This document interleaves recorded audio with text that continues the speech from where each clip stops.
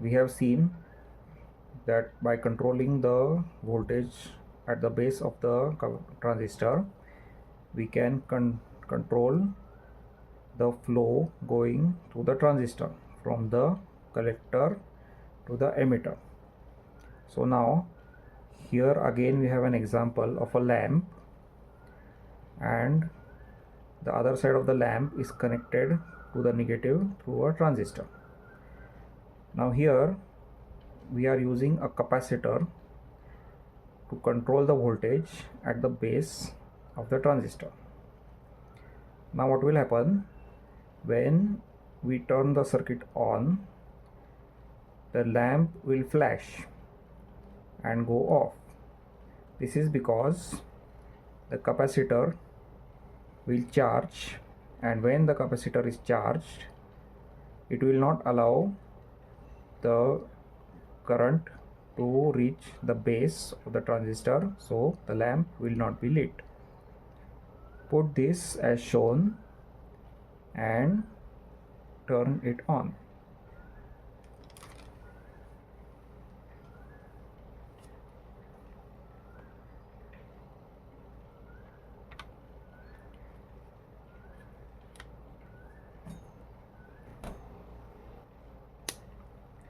Okay, did you see the lamp flash? Yes.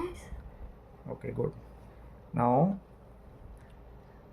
we can see the difference. Luckily we have two similar capacitors, so just to test, turn it on again.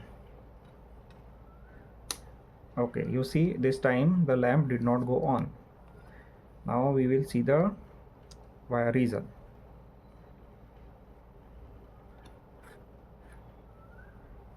Now test.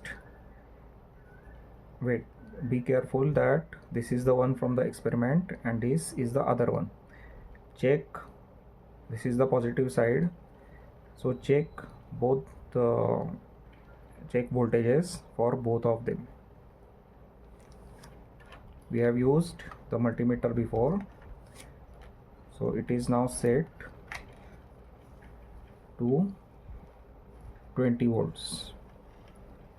Minus is this side and plus is the other side. This is okay. Okay, you are seeing 1 point something voltage, and now the lamp, the capacitor is slowly being discharged. Okay, now check the other one.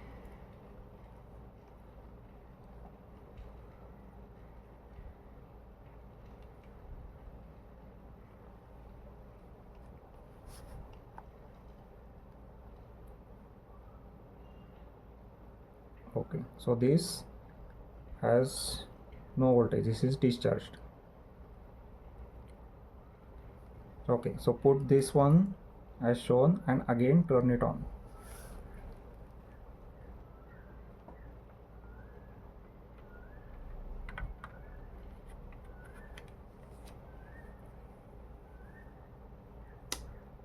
Okay, so did you see the lamp flashed? This is because the capacitor was discharged. Now it is not, although this is on, the lamp is not flashing.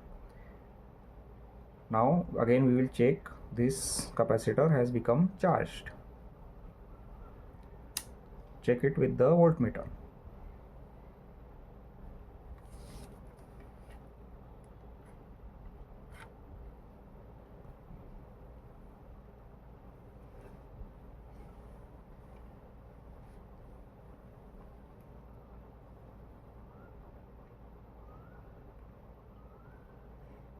Hold it steady. See, now you are getting 1 point something and slowly it is discharging.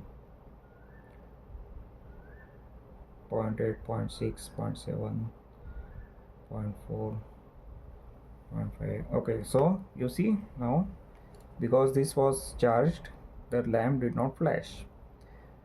So this is how we can control a circuit by using the charging and discharging properties of a capacitor. Did you enjoy the experiment? Yes.